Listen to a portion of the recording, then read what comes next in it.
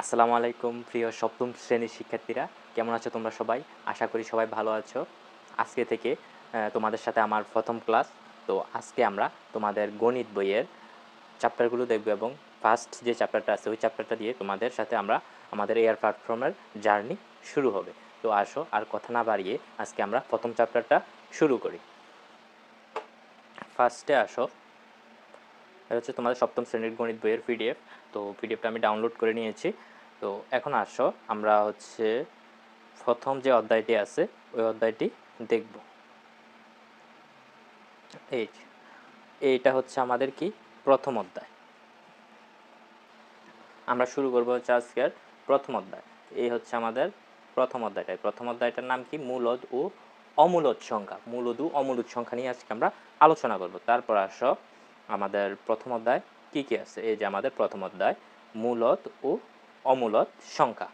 মূলদ ও অমূলদ সংখ্যা, তো এগুলো নিয়ে এখন আমরা বিস্তারিত আলোচনা করব।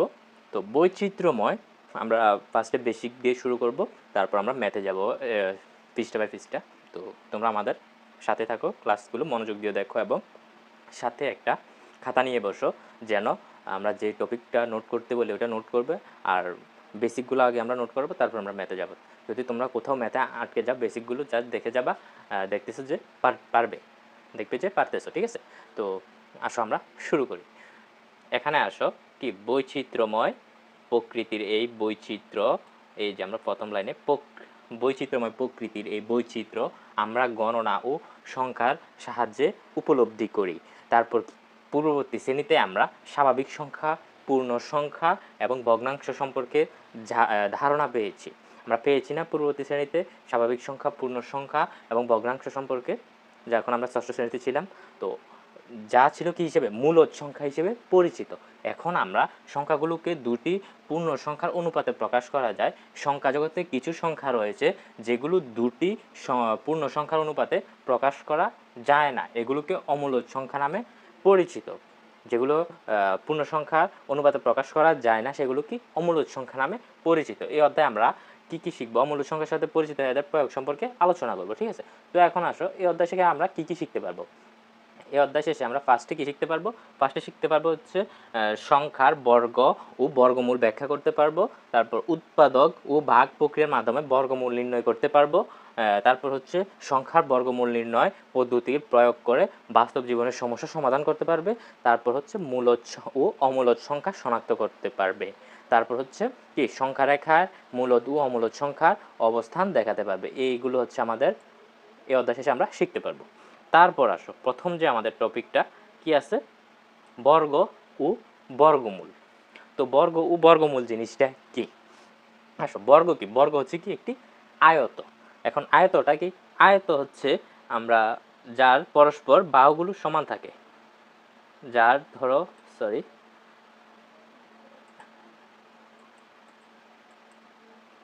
যেটা কি হবে, বাহুগুলো পরস্পর এভাবে করে সবগুলো বাহু কি থাকবে? সমান থাকবে। আমি সমান করে আঁকতে পারি নাই, তোমরা দেখো আমি বোর্ডে দেখছি। এই যে একটা নিলাম, এটা কি সব দিকে সমান থাকতে হবে, চারোটা বাহু। এটাই হলো, এটাও এ, এটাও এ, এটাও এ, এটা 1 সেন্টিমিটার হলো, এটাও এক, এটাও এক, এটাও এক। তার মানে হচ্ছে চারোটা বাহু যদি সমান থাকে তখন সেটাকে আমরা কি বলে থাকি? বর্গ বলে থাকি। এখন বর্গ একটি কি আয়ত যার বাহুগুলো কি পরস্পর সমান। দেখো বর্গের প্রত্যেকটা বাহু কি হবে? পরস্পর সমান হবে। এখন বর্গের বাহুর দৈর্ঘ্য, বর্গের এই যে বাহুটা আছে, এই বাহুগুলো আছে, আমি আরেকটু বড় করে বর্গটা আঁকি তোমার যাতে বুঝতে সুবিধা হয়।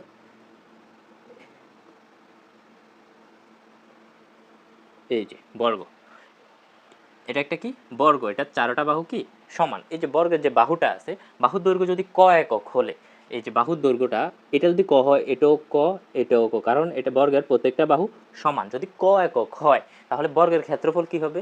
বর্গের ক্ষেত্রফল হবে, আমরা জানি হচ্ছে কি বাহু স্কয়ার হচ্ছে বর্গের ক্ষেত্রফল। এখন এখান থেকে এই যে বর্গটা আছে, এখান থেকে যদি আমরা যে কোনো একটা বাহুর মাপ নেই, এখানে যেহেতু আমরা ক নিয়েছি সেহেতু কটাই কর উপর যখন আমরা স্কয়ার দেবো, এটাই তো হয়ে যাচ্ছে বর্গের বাহু, বর্গের ক্ষেত্রের ক্ষেত্রফলে, রাইট? এটাই তো হচ্ছে বর্গক্ষেত্রের ক্ষেত্রফল ক স্কয়ার এই বর্গটার ক্ষেত্রে, ঠিক আছে কিনা? আমি কি বুঝাতে পারছি? তারপর আসো কি বলছে, বর্গক্ষেত্রের ক্ষেত্রফল হবে কি ক ইন্টু ক, বর্গ একক বা ক স্কয়ার বর্গ একক। ঠিক আছে। ক স্কোয়ার মানে হচ্ছে কি, ক স্কোয়ার মানে হচ্ছে এটাকে এখানে ক দুইটা গুণাকারে আছে, ক দুইটা গুণাকার আছে, এটা হচ্ছে কি ক স্কোয়ার। এখন আসো বিপরীতভাবে বর্গক্ষেত্রের ক্ষেত্রফল কি হবে, ক স্কোয়ার একক হলে প্রতিটি বাহুর দৈর্ঘ্য হবে কি ক, প্রতিটি বাহুর দৈর্ঘ্য হবে কি ক, ঠিক আছে। তারপর আসো এখানে একটা উদাহরণ দিয়েছে, এই যে আচ্ছা এই লাইনটা হয়তো তোমরা একটু কনফিউশনে আছো, বর্গক্ষেত্রের ক্ষেত্রফল ক স্কোয়ার হলে বর্গ একক হলে প্রতিটি বাহুর দৈর্ঘ্য কীভাবে ক হয়, এটা আমরা কীভাবে বের করব, ঠিক আছে না। তো বর্গমূল করব আমরা, বর্গমূল যদি করি তখন আমরা কি পাবো, প্রতিটি বাহুর দৈর্ঘ্য বের করতে পারবো। আচ্ছা বর্গমূল নিয়ে আমরা একটু পর বিস্তারিত আলোচনা করব। এখানে কি বলছে, চিত্রে 9টি মার্বেলকে বর্গাকারে সাজানো হয়েছে, সমান দূরত্বে প্রতিটি সারিতে 3টি করে মার্বেল সাজানো আছে, সারিতে 3টি করে মার্বেল সাজানো আছে। মোট মার্বেলের সংখ্যা 3 গুণ 3 সমান 3 স্কোয়ার, মানে হচ্ছে কি 3 গুণ 3, 3 গুণ 3 আমরা এটা লিখতে পারি 3 স্কোয়ার। এখন এটা যদি 3 স্কোয়ারের যদি আমরা ক্যালকুলেশন করি আসে হচ্ছে 9, 3 3 9। তো তারপর এখানে প্রত্যেক সারিতে মার্বেলের সংখ্যা এবং সারির সংখ্যা কি সমান, মার্বেলের সংখ্যা সারির সংখ্যা সমান, তাই চিত্রটি কি হয়েছে বর্গাকৃতির হয়েছে। যে চিত্রটা কি হয়েছে বর্গাকৃতির হয়েছে না, দেখো এটা সবগুলো সমান।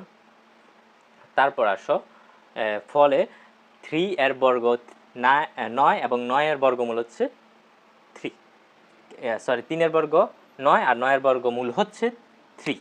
এখন বর্গটা হচ্ছে কি, বর্গ মানে কি, বর্গ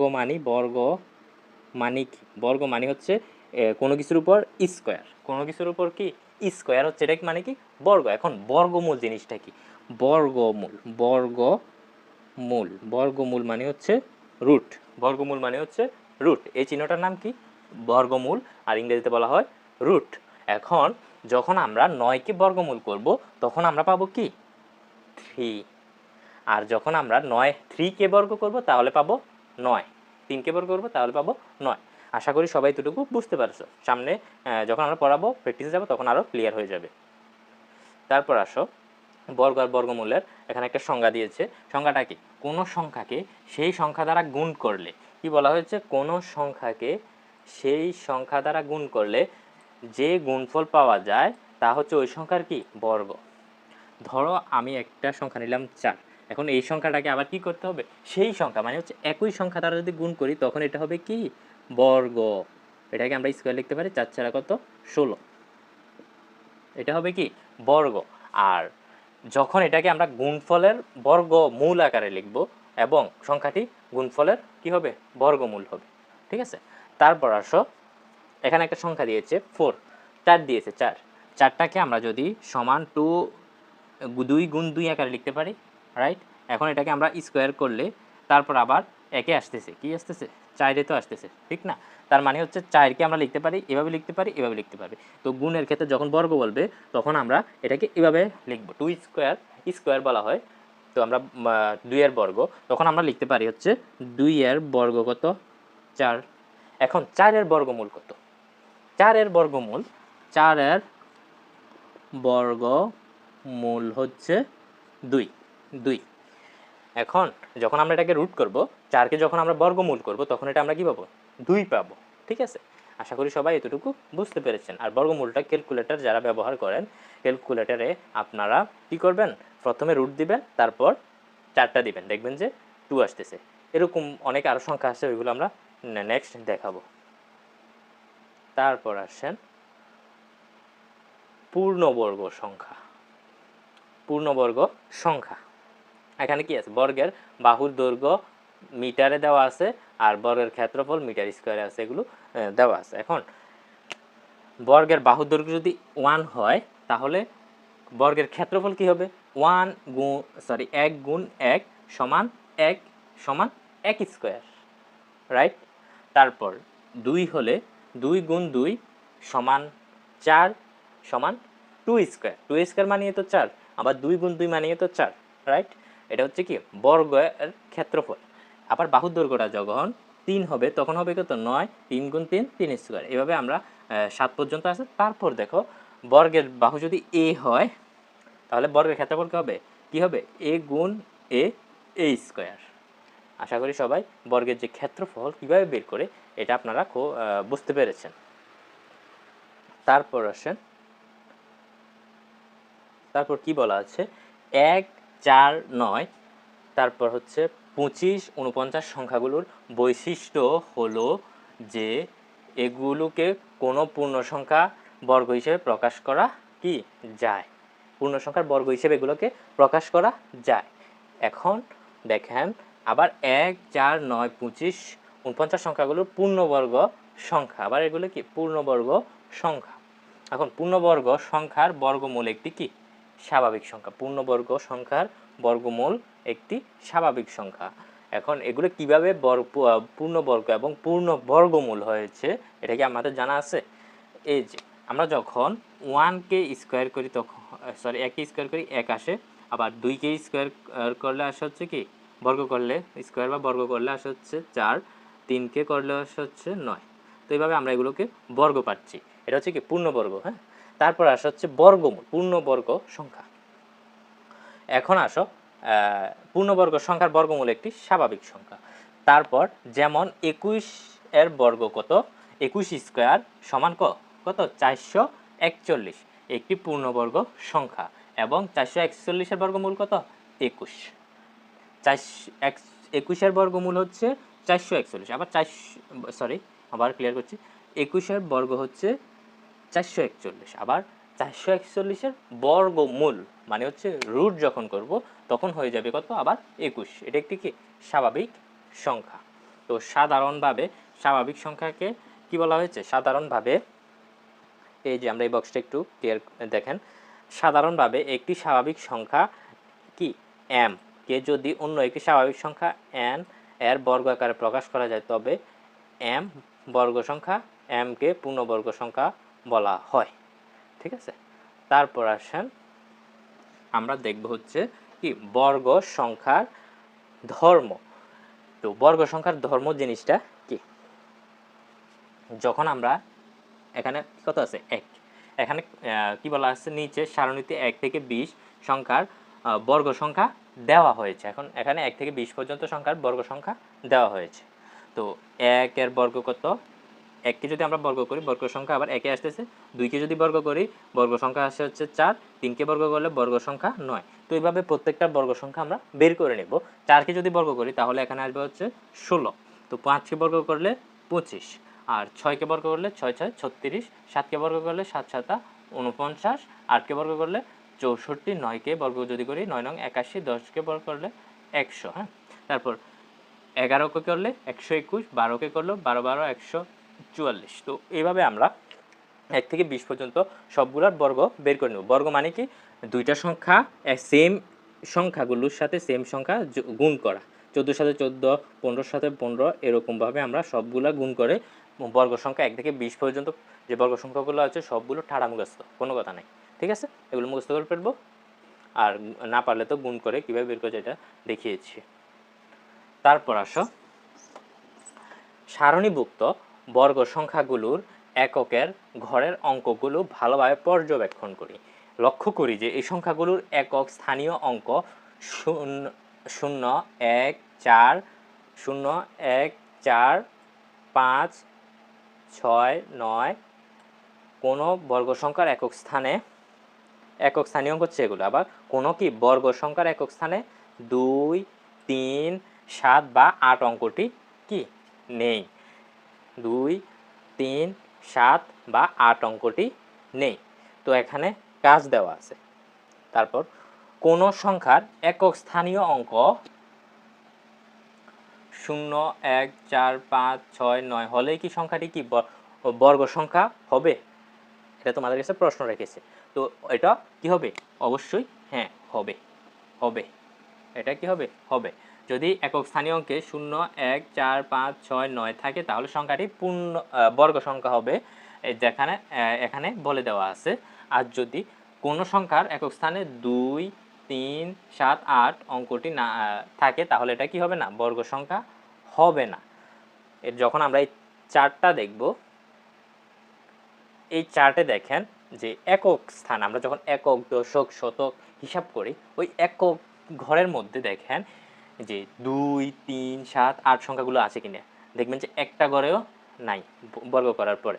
তো বা এই যে এই সংখ্যাগুলো আছে, তার মানে হচ্ছে এই যদি এই সংখ্যাগুলো থাকে তাহলে এটা কি হবে, বর্গ সংখ্যা হবে।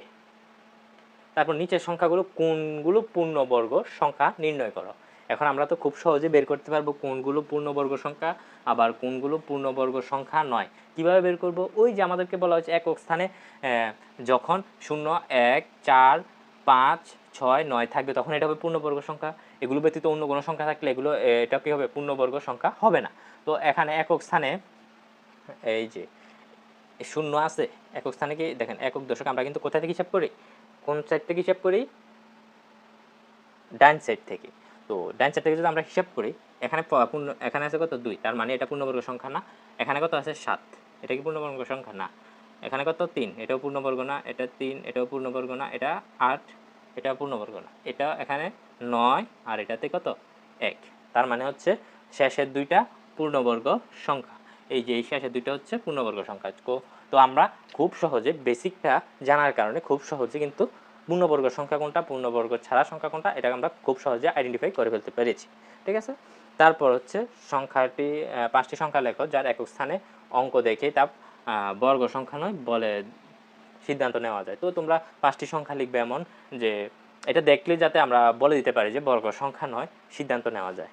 তো এটা তোমরা পারবা, কীভাবে পারবা, জাস্ট ওই যে এই রুলসটা ফলো করবা। রুলসটা কি, এখানে যদি আমরা এই সংখ্যাগুলো একক স্থানে বাদ দিয়ে যদি এই সংখ্যাগুলো বসাই দিই তাহলে আমরা সহজে দেখে বুঝে ফেলতে পারবো যে এগুলো কি বর্গ সংখ্যা নয়। ঠিক আছে, তারপরের পৃষ্ঠা এসো, পৃষ্ঠা নাম্বার কত 3। এখানে কি বলা হয়েছে, এবার সারণী থেকে একক স্থানে 1 রয়েছে এমন বর্গ সংখ্যা নেই নেই এবং কি কি বলা হয়েছে, সারণী থেকে একক স্থানে 1 রয়েছে এমন বর্গ সংখ্যা নেই। তো দেখো একক স্থানে এই যে বর্গ সংখ্যা দেখো প্রত্যেকটার একক স্থানে কি রয়েছে, 1 রয়েছে না। তো এমন বর্গ সংখ্যা নিতে বলেছে। দেখো কোন সংখ্যার একক স্থানীয় অঙ্ক 1 বা কি হলে 9 হলে এর বর্গ সংখ্যা একক স্থানীয় অঙ্ক কত হবে, এর বর্গ সংখ্যা একক স্থানীয় অঙ্ক। তো এখানে 1 অথবা 9 হলে, এখানে যেহেতু 1 আছে তাহলে এখানে 1ই হবে। ঠিক আছে, হ্যাঁ, একইভাবে কোন সংখ্যার একক স্থানীয় অঙ্ক 3 অথবা 7 হলে বর্গ সংখ্যার একক স্থানে কত হবে, এটা কিভাবে বের করব, এই যে এখানে 3 অথবা 7 আছে, তো বর্গ সংখ্যার একক স্থানে কোন সংখ্যাটা আছে 9, তার মানে এখানে উত্তর হবে কত 9। তারপর আসেন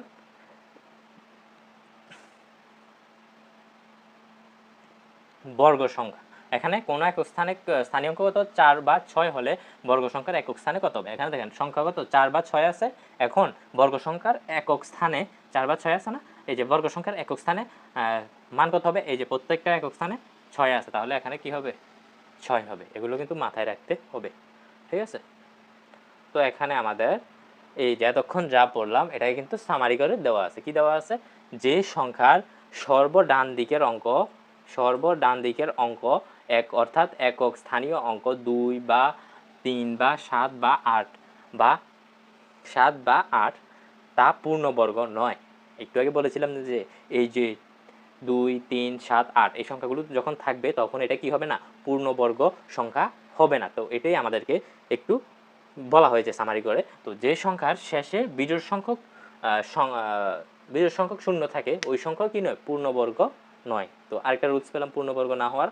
তারপর হচ্ছে একক স্থানীয় অঙ্ক 1 4 5 6 9 হলে ওই সংখ্যা পূর্ণবর্গ হতে পারে, ওই সংখ্যা কি হতে পারে, পূর্ণবর্গ হতে পারে। এই রুলসটাই কিন্তু পূর্ণবর্গের মেইন রুলস। ঠিক আছে, তো এই যে এখানে 1 4 5 6 9 এগুলো থাকলে যদি হবে পূর্ণবর্গ, আর 2 3 7 8 থাকলে এগুলো পূর্ণবর্গ নয়। এটা আমাদেরকে মাথায় সেট করে নিতে হবে। তারপর আবার সংখ্যার ডান দিকে জোড় সংখ্যা শূন্য, জোড় সংখ্যা কি হলে শূন্য হলে তা থাকলে ওই সংখ্যার পূর্ণবর্গ হতে পারে, ওই সংখ্যা কি হতে পারে, পূর্ণবর্গ হতে পারে। আর যদি শেষে বিজোড় সংখ্যক শূন্য থাকে তাহলে ওই সংখ্যা কি পূর্ণবর্গ সংখ্যা নয়। আশা করি সবাই বুঝতে পারছেন এই পূর্ণবর্গের জন্য আমাদের এই 4টা রুলস। আর 4টা রুলসের মধ্যে সবচেয়ে গুরুত্বপূর্ণ এই 2টা রুলস যদি জানা থাকে তাহলে আমরা কোনটা পূর্ণবর্গ কোনটা পূর্ণবর্গ নয় এগুলো ইজিলি বের করে ফেলতে পারবো। তো এখানে কাজটা তোমরা করতে পারবে। তারপরের পৃষ্ঠায় আসো। এখানে নিচে বর্গমূল সহ কয়েকটি পূর্ণ সংখ্যার তালিকা দেওয়া হলো। তো এখানে বর্গ সংখ্যা দেওয়া আছে, এখন এটাকে বর্গমূল করলে কত হয় এটা এখানে 1 থেকে 21 পর্যন্ত দেওয়া আছে। তো এই চারটা আপনারা মুখস্থ করে ফেলবেন যে বর্গ করলে কীভাবে বর্গ থেকে বর্গমূল হয়। দেখেন বর্গ সংখ্যা যখন 4 তখন এটাকে যখন আমরা বর্গমূল করব তখন বর্গ সংখ্যা যখন 1 যখন এটাকে আমরা বর্গমূল করব তখন আবার কত হয়ে যাবে 1 থেকে 1 একই থাকবে। তো যখন দুই হবে বর্গ সংখ্যা তখন যখন বর্গমূল করব 4 হবে বর্গ সংখ্যা, তখন যখন আমরা বর্গমূল করব তখন হবে 2। তো এইভাবে প্রত্যেকটা বর্গমূল বর্গ সংখ্যাকে বর্গমূলে রূপান্তর করে 1 থেকে 21 পর্যন্ত দেওয়া আছে। আবার এটার উল্টাটাও আপনারা মুখস্থ করে ফেলবেন। যখন আমরা 21কে বর্গ করব তখন হবে 441, 20কে বর্গ করলে 400 হবে। দুইভাবে আপনারা মুখস্থ করবেন, বর্গ সংখ্যা থেকে বর্গমূল এবং বর্গমূল থেকে বর্গ সংখ্যা। ঠিক আছে, আশা করি সবাই এই চারটা মুখস্থ করে ফেলবেন। তারপরে আসেন এই যে রুটের নিয়ে আপনাদের একটু আগে আলোচনা করছিলাম, তো আবার আলোচনা করি। ঠিক আছে, জাস্ট দেখাইছিলাম যে এখন আসেন রুট নিয়ে এখানে বিস্তারিত আলোচনা দেওয়া আছে। কি দেওয়া আছে? বর্গমূলের চিহ্ন। বর্গমূলের চিহ্ন, এই যে এই চিহ্নটাকে আমরা বাংলাতে বর্গমূল বলে থাকি আর ইংরেজিতে বলে কি রুট। এটাকে কীভাবে দেয়? এইভাবে। মার্কারের কালি কি শেষ? আচ্ছা, তারপর আসেন 25-এর বর্গমূল বুঝাতে লেখা হয় রুট বা বর্গমূল 25। এই চিহ্নটা দ্বারা বর্গমূল বলা বুঝায়। তো 25-এর যখন বর্গমূল বুঝাতে কি বলা হয়? লেখা হয় রুট 25। আমরা জানি 5 গুণ 5, 5 5 কত? 25। এখন কাজে 25-এর বর্গমূল 5, অর্থাৎ যখন এটাকে আমরা বর্গমূল করব তখন আমরা ইকুয়াল 5 লিখব, সমান 5 লিখব। এটা হচ্ছে কি বর্গমূল। বর্গমূল নিয়ে আশা করি আর কোনো কনফিউশন নেই। এখন আসো মৌলিক গুণ, এখানে একটা কাজ আছে এটা তোমরা করবা।